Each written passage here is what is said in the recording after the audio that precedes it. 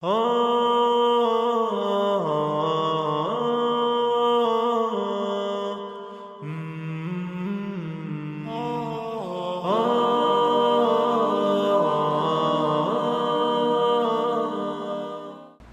alaikum wa rahmatullahi wa barakatuh. Nahmaduhu wa nusalli wa nusallimu ala rasulihil kareem wa ala alihi wa ashabihi wa man tabi'ahum bi ihsanin ila yawmiddin. Faqad qala an-nabiy sallallahu alayhi wa sallam raq'at al-fajri khayrun min ad-dunya wa ma fiha, rawahu Muslim. Sadaqa rasuluhu an-nabiy al-kareem wa nahnu ala dhalika min ash-shahidin wa ash-shakirin. Walhamdulillahi Rabbil Alameen. Wa qala jalla wa ala wa aqimu as-salata wa atu az-zakata warka'u ma'a ar-raqi'in. Sadaqallahu mawlana al-azim.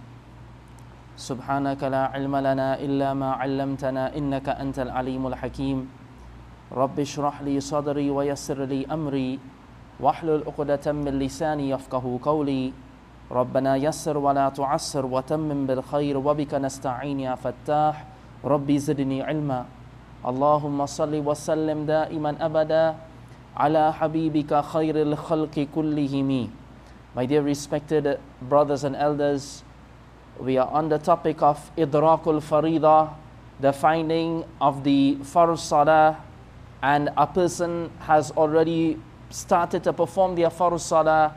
What can they do? And in the previous session, we mentioned about those people who have already performed their farz salah individually.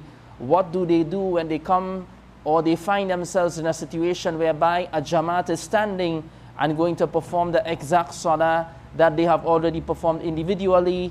And we mentioned that if they have performed that salah individually, they can perform the Isha salah again with the intention of joining Nafil, right? With the intention of joining Nafil. Likewise, they can perform the Dhuhr Salah with the intention of joining Nafil, right? Because they have already performed their Fard.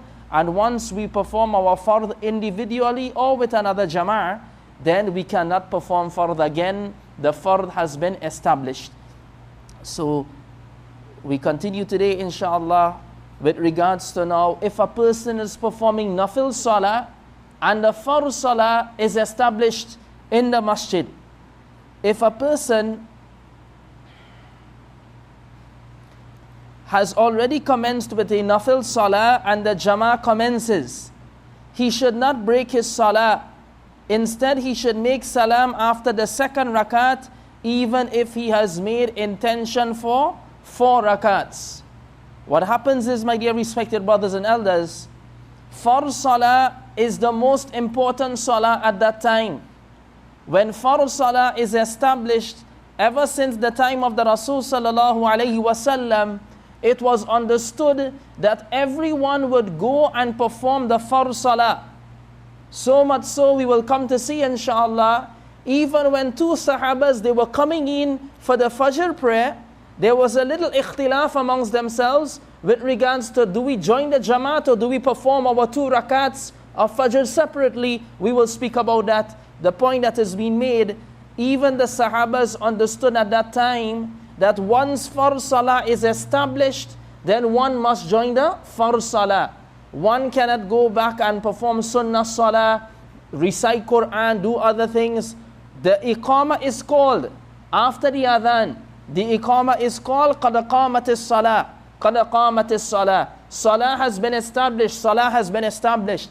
Therefore, everyone must come for the Farz Salah. So, a person, for example, performing 4 rakats of Sunnah, Sunnatan Ghayru Mu'akkada, of Nafil, of Asr Salah, before the Asr Salah, and the Jama'at is going to stand, the Iqamah is being called, Farz Salah has started, then what has been mentioned here is that if a person perform 1 rakat already, and he can perform a second rakat to just complete 2 rakats.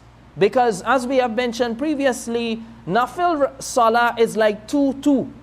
So just complete the 2 rakats, not to make it just 1 rakat, but just complete the 2 rakats and then go and join the Farz Salah. Even though the person had made intention for 4 rakats, showing the importance of the farz salah that is established in the masjid.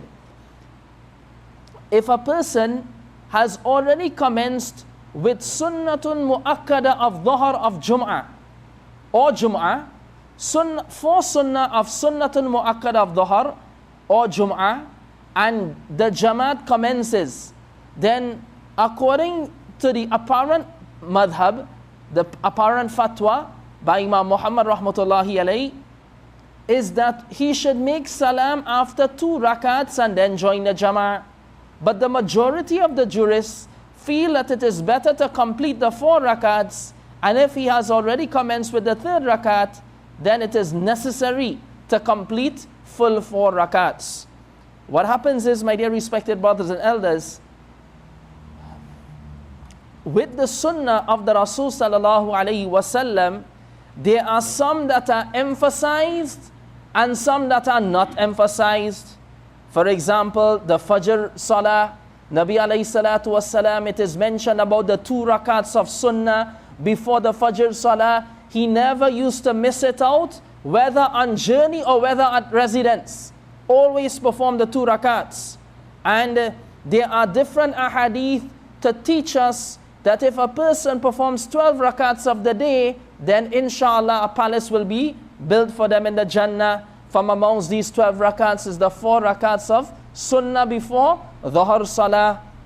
Likewise 4 rakats before the Jum'ah Salah. Nabi alayhi salatu wasalam emphasized these.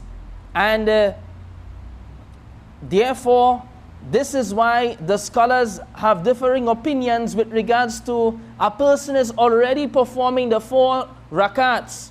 Should they stop it and then join the Farz Salah, or based upon the fact that it's an emphasized sunnah, means that continuous leaving it out without an excuse can be sinful. An emphasized sunnah means that we have to make amal upon it, we need to make amal upon it, though it is not to the level of farz, it is not to the level of wajib.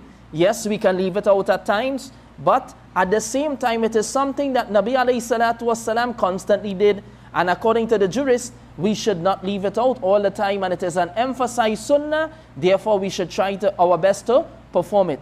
So based upon the fact that it is sunnatun mu'akkada, emphasized sunnah, if a person has already commenced it and the Jama'ah has stood, one opinion is that after 2 rakats, just as we said previously, Assalamu alaikum wa rahmatullah, Assalamu alaikum wa rahmatullah, then go and join the Jama'ah.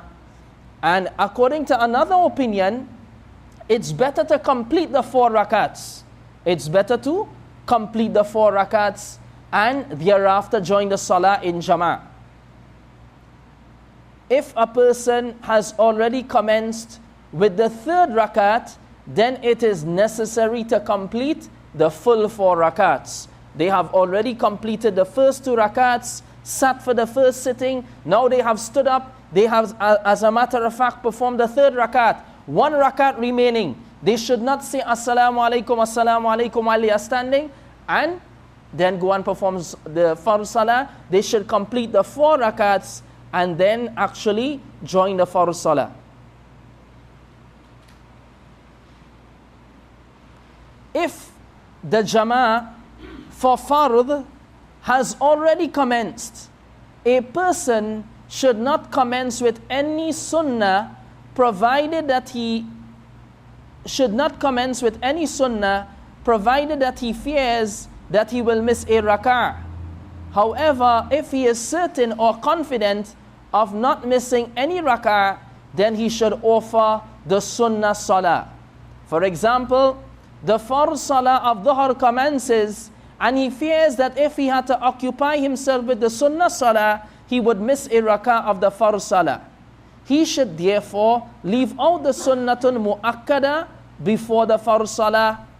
After offering the fard of dhuhr and Jum'ah, it would be better for him to offer the sunnatun mu'akkada that is normally offered after these 2 salahs first, and then to offer those that are normally read before these 2 salah. What mention is being made here, my dear respected brothers and elders, sometimes we may not be able to perform the sunnah of dhuhr before the farz of dhuhr. when we look at the time, if we start, definitely the Fard Salah is going to start, and we will now be finishing our first rakat, second rakat, as the case may be. It is better to join the Fard Salah as opposed to performing Nafil Salah, Sunnat Salah, etc.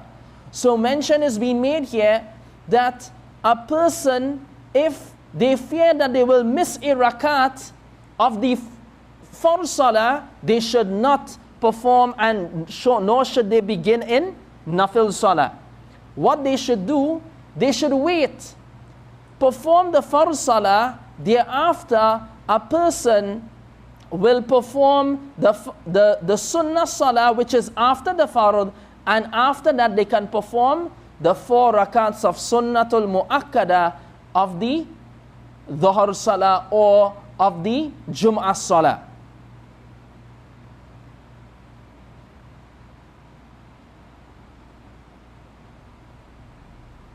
Right?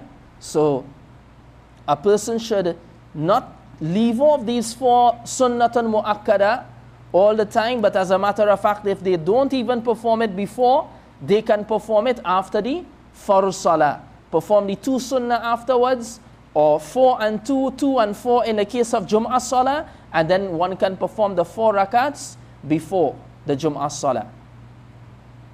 As for the Sunnats of Fajr Salah, since they are more important, the rule in regard to them is that even if the Fard Salah has commenced, he should offer the Sunnah Salah first.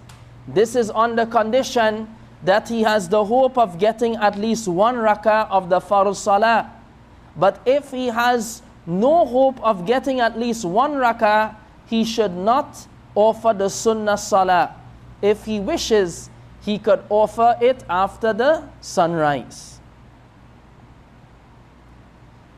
Mention has been made that Nabi alayhi salatu wassalam, the 2 rakats of Sunnah before the Farz of Fajr, he never used to leave it out, safaran wa hadaran, whether on journey, whether at home, at residence. And you know, in different traditions, he mentions the 2 rakats of Fajr, the Sunnats that is better than the dunya, the world, and whatever it contains. And as we have mentioned, some of the companions of the Rasul sallallahu alaihi wasallam, when they would come to the masjid, they would perform this away from the masjid if the Jama'ah has already started. If the Jama'ah has already started, and they perform these 2 rakats behind a pillar.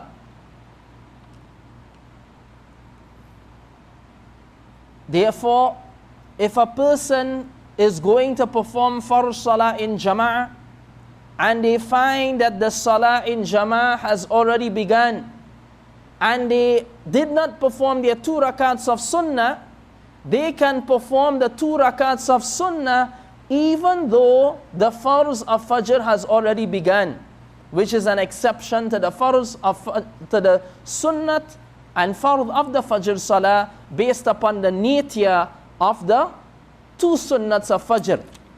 And this is on the condition the person should start with the Farz Salah is if he hopes, inshallah, that he will get at least 1 rakat of the Farz. If he fears that he will not get 1 rakat of the Farz, then mention is made here that he could perform these 2 rakats after sunrise. Why it is mentioned after sunrise? It is because time and time again we mentioned the tradition of the Rasul sallallahu alaihi wasallam, La salata ba'da al-fajri hatta tatlu ash-shams. There is no salah after the Fajr until the sun has risen.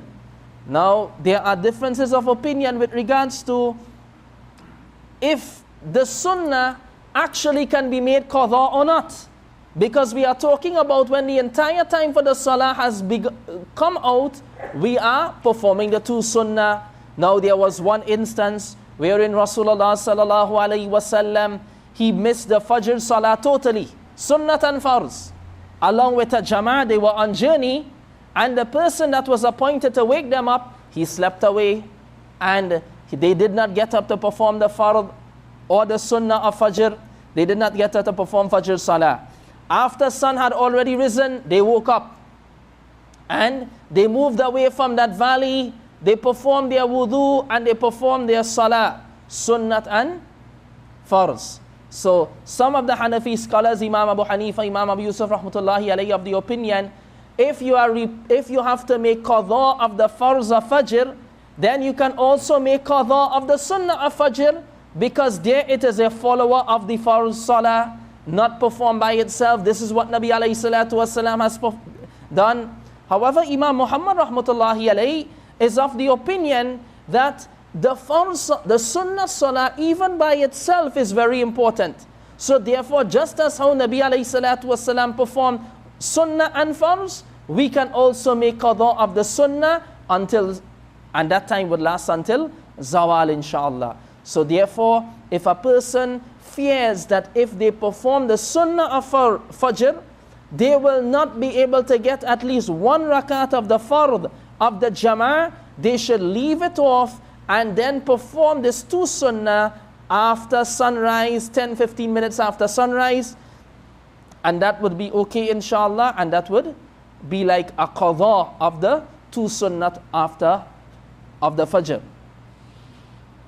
A person offering the Sunnah of Fajr Salah fears that if he had to offer this Salah with full consideration of all the Sunnats and Mustahabs of Salah, he will not get the Jama'ah. He should suffice with the Fard and Wajib acts of Salah and leave out the Sunnas and Mustahabs.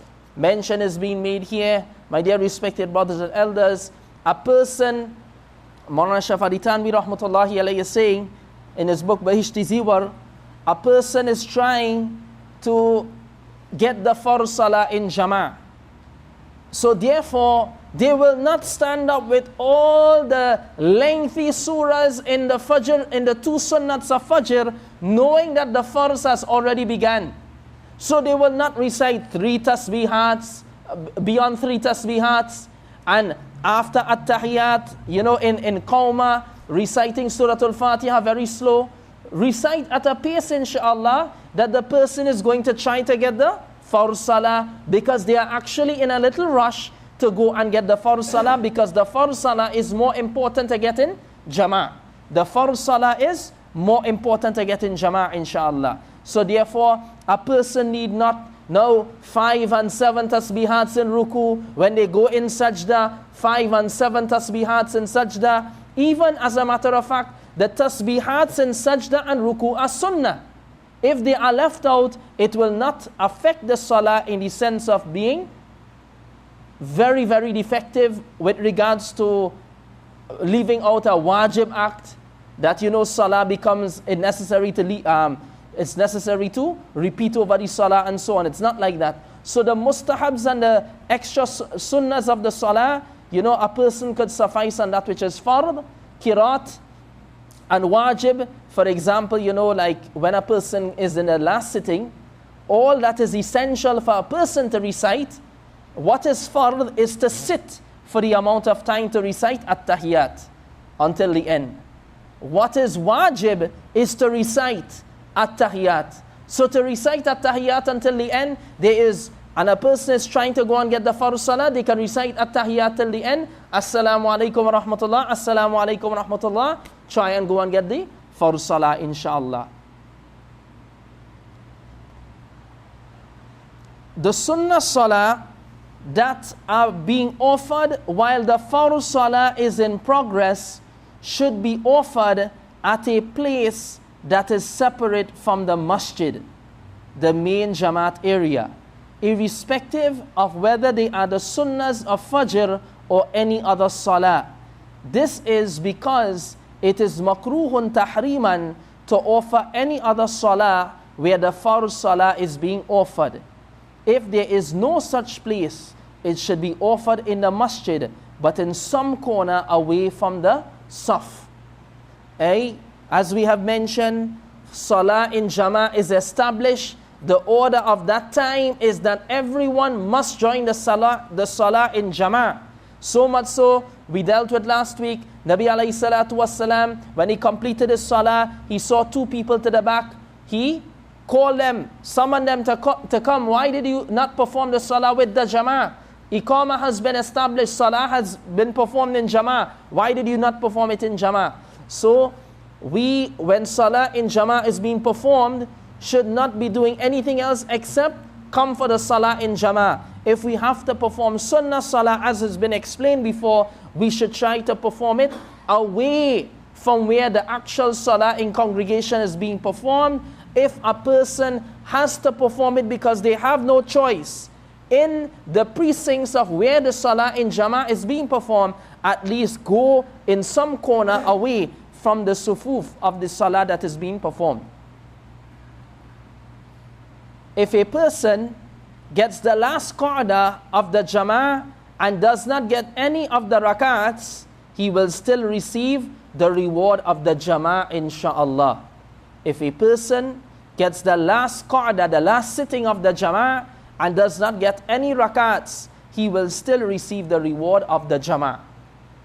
And this is the mercy of Allah subhanahu wa ta'ala, that masha'Allah, al-a'malu bin niyat, and actions are by intentions. Sometimes because of some necessity, sometimes because of some need on our part, toileting, some different problem, a flat tire, a problem with the key, a problem with the alarm to enter into the car. Different types of problems can occur.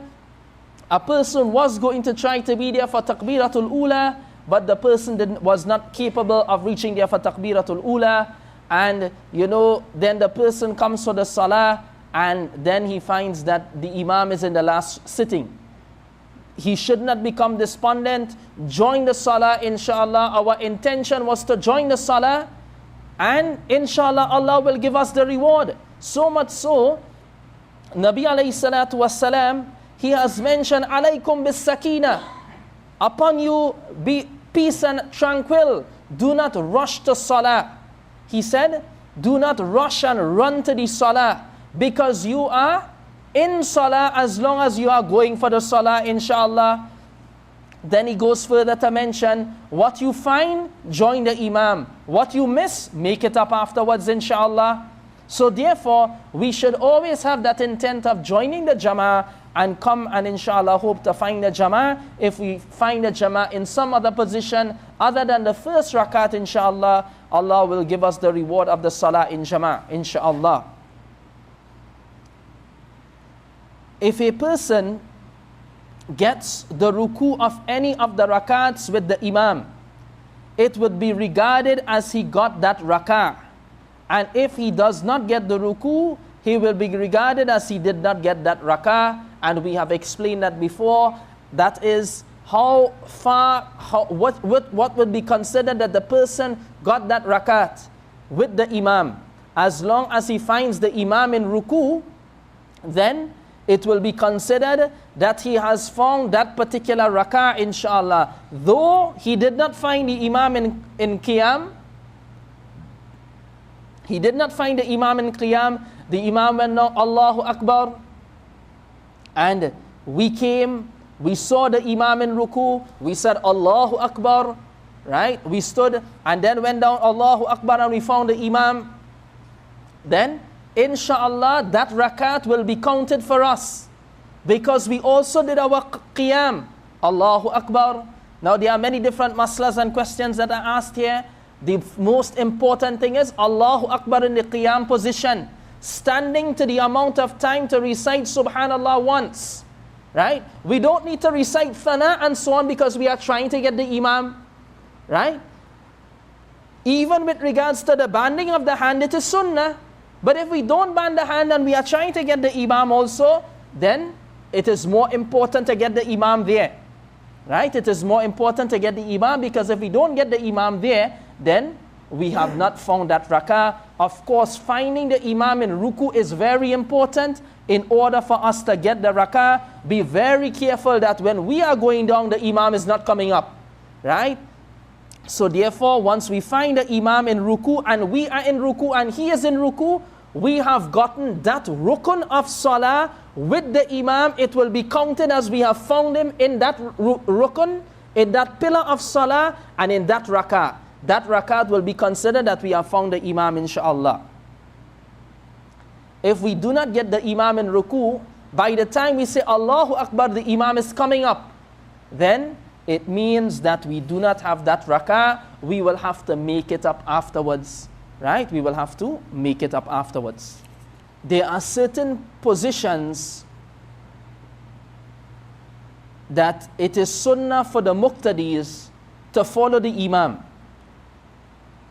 and without any delay, as soon as the imam does it, we should do it, right? For example, takbiratul tahrima, ruku, qawma, standing after ruku, the sajdas, all should be carried out with the imam. As soon as the imam does it, we should also do it simultaneously right after the imam, right? So when the imam says Allahu Akbar, we should not delay Allahu Akbar with the imam. We should always follow the imam. Follow the imam is important, right? Following the imam is important means that when the imam says Allahu Akbar, then we say Allahu Akbar. We cannot say Allahu Akbar before the imam, right? We cannot do things before the imam. Some people, they stand up before the imam. This is rushing the imam. Nabi alayhi salatu wassalam, he mentioned severe warnings about such people, right? But inshallah, even if a person were to rush the imam and get up before the imam, as long as the imam finds him in that posture, inshallah the salah will be valid of that individual. But it is not permissible. That is sinful. It will break down the reward of the salah. We cannot come up before the imam comes up. We have to wait until the imam comes up and then we will come up. The point that has been made here, my dear respected brothers and elders, without any delay, the imam says Allahu Akbar, we should say Allahu Akbar. And the imam goes in ruku, we should go in ruku, stands up from ruku, the sajda. But there are certain instances whereby we will not follow the imam until we complete that which is wajib. And generally speaking, the main one there is to recite at-tahiyat.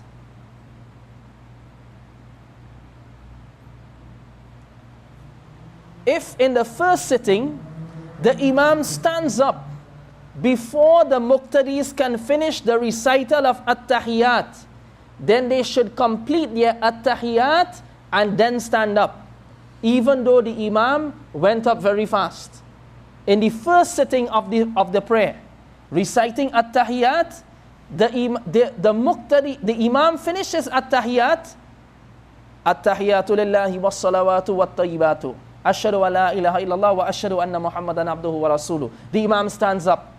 But the community did not finish their at-tahiyat. No problem, they can finish their at-tahiyat. They have to finish their at-tahiyat and then stand up with the imam. Likewise, if the imam makes salam in the last qa'dah, in the last sitting before the muqtadis could complete their at-tahiyat, they should complete their at-tahiyat first and then make salam. Right? So now you have a situation whereby in the last sitting, it is also essential to recite at-tahiyat. But before the muqtadis could actually recite at-tahiyat, the imam said, Assalamu alaikum wa rahmatullah, Assalamu alaikum wa rahmatullah. Probably because he thought that it only had a very short span of time for salah, whatever have you. The muqtadis must finish their at-tahiyat and then give salams. No problem, they leave off the darul, no problem, meaning that it will not affect the farz or the wajib of the salah. If they don't recite darul, darul is sunnah.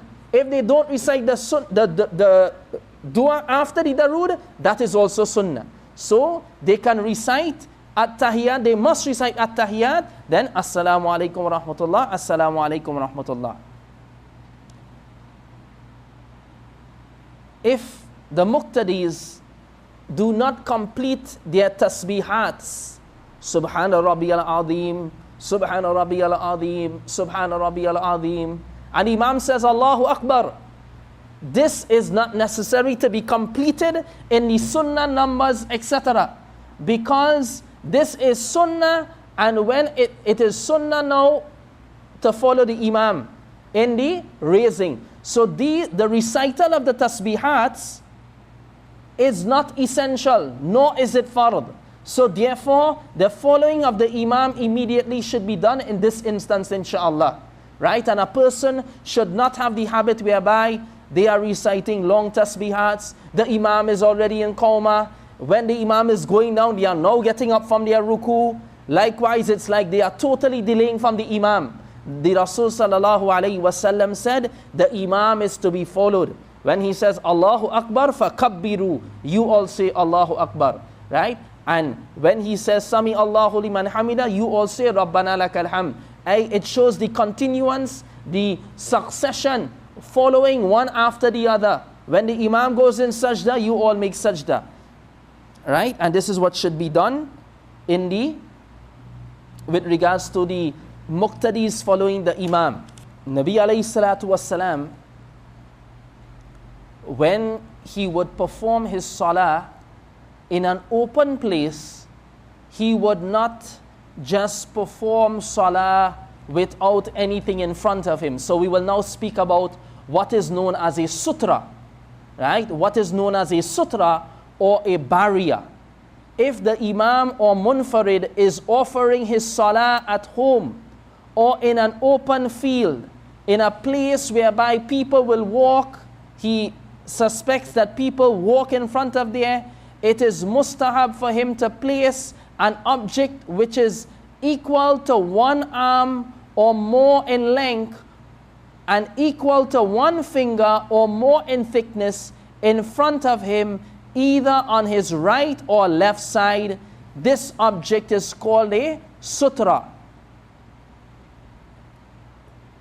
However, if he is performing salah in a masjid or in a place where people will not pass in front of him, then there is no need to do so.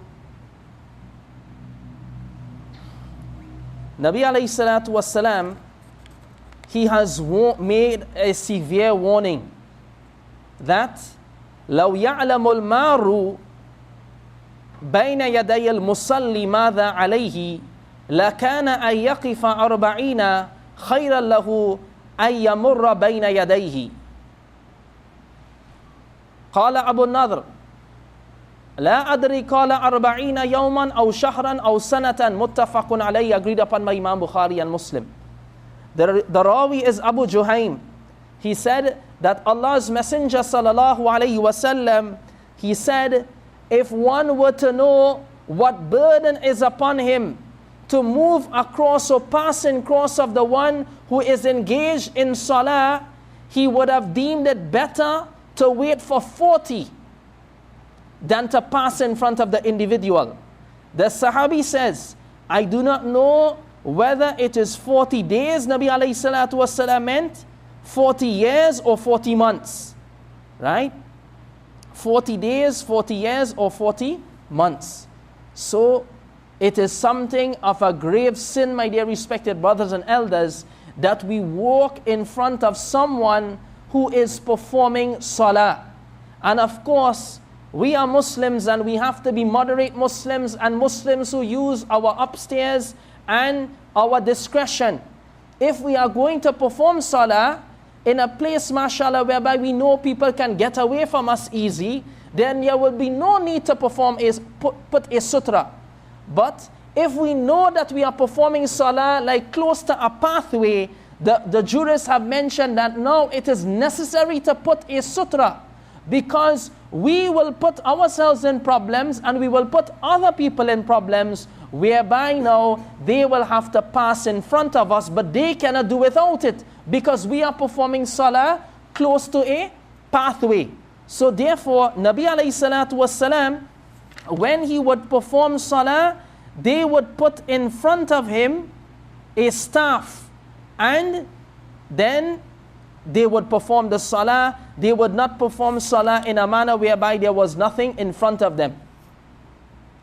So the scholars have mentioned that this staff it should be at least 1 arm's length in height, and it should be at least to the thickness of a finger or more, so that a person could see it.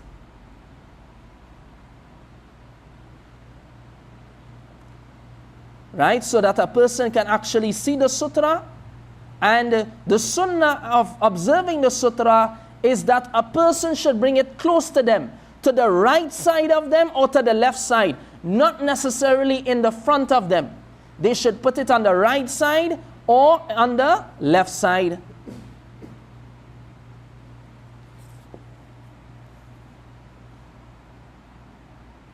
And this is what is called a sutra. If, of course, again, a person is in a place whereby he knows that people will not pass there, or there's a wall in front of him, the wall acts as a sutra, or he knows that no one will pass there, then there's no need to put a sutra. The sutra of the Imam will suffice for all the muqtadis. The sutra of the Imam will suffice for all the muqtadis.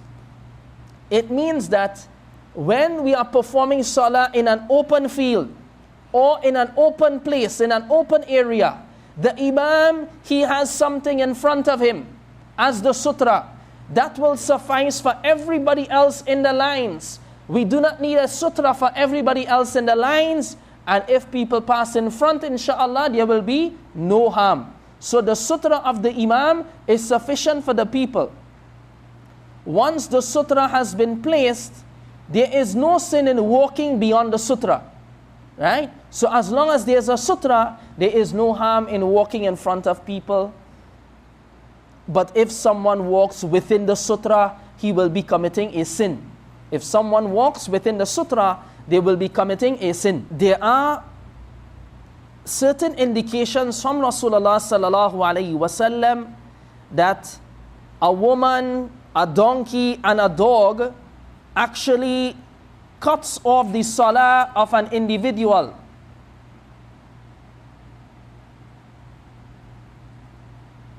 And the commentators have mentioned different answers to these ahadith of the Rasul sallallahu alaihi wasallam that makes mention that a woman, a donkey, and a dog cuts off the salah of an individual. Some of them have mentioned that it does not really cut off the salah in totality, does not make it invalid, but it causes destruction of the individual.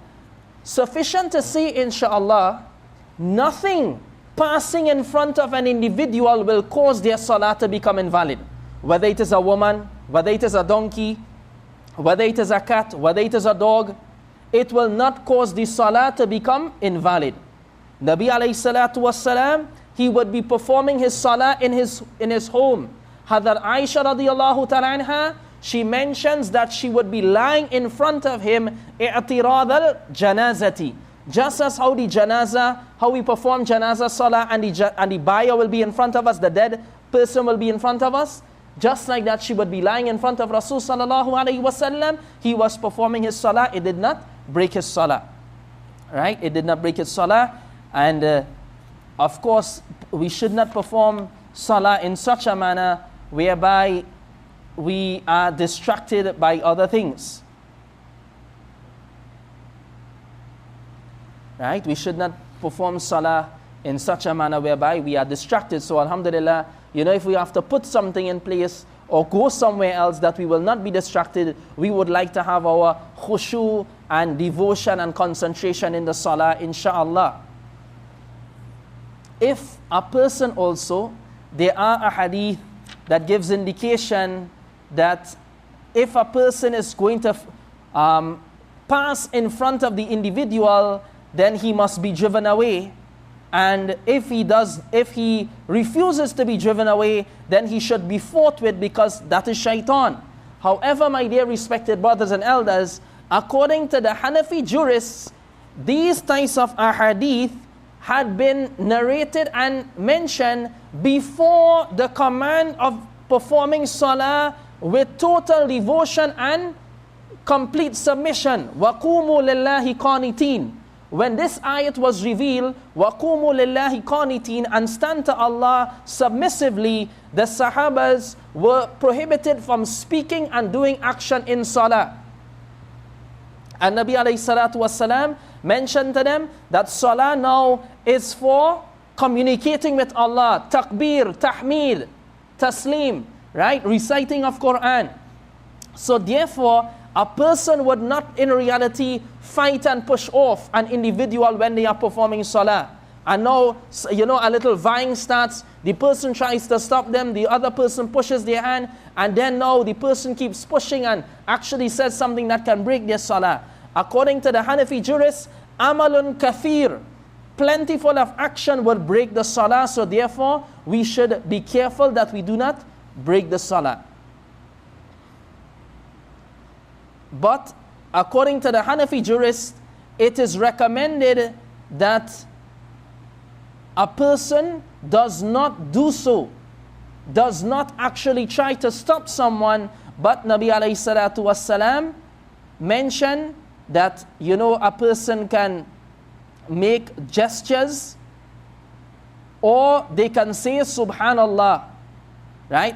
A person can either indicate that a person, move their head in such a manner now, like the person would realize, sometimes a person is walking but they didn't realize, but with a movement, they will see actually that a person is there, right? So a person can make some type of gesture with their head, and or they can say Subhanallah, because somebody is going to pass in front of them.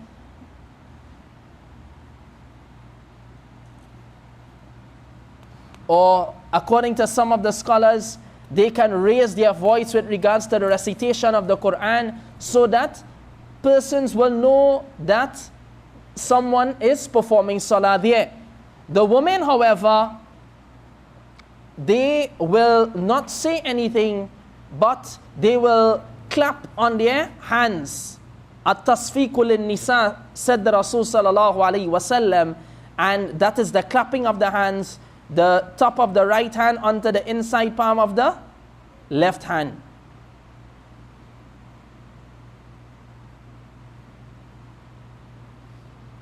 And women should not raise their voice.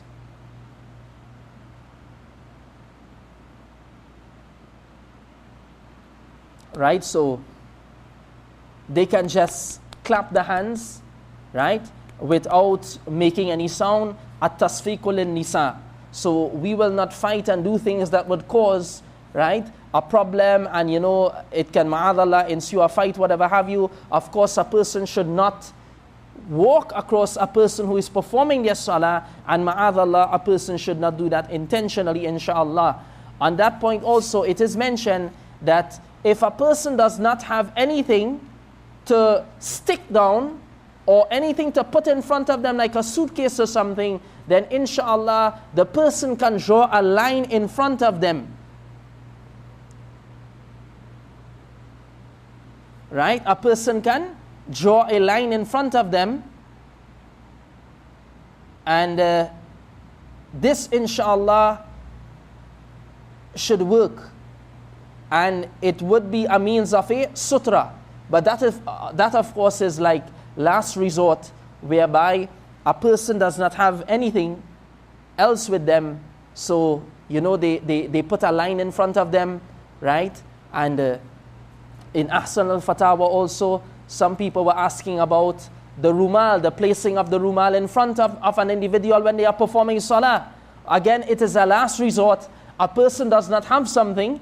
So Maulana Rashid Ludhianwi rahmatullahi alayhi was mentioning, based upon the fact that the scholars have mentioned that a person can draw a line in front of them, inshallah there will be no harm in putting the rumal in front of them, inshallah, when they are performing the Salah. But again, that is last resort. It is better really that a person establishes something that other people can see, right? Again, as they have mentioned, to a forearm's length, to the width of the fingers, so other people can see, inshallah, right? And we will stop there for tonight's session, and we will continue next day. Jazakumullah. Assalamu alaikum wa rahmatullahi wa barakatuh.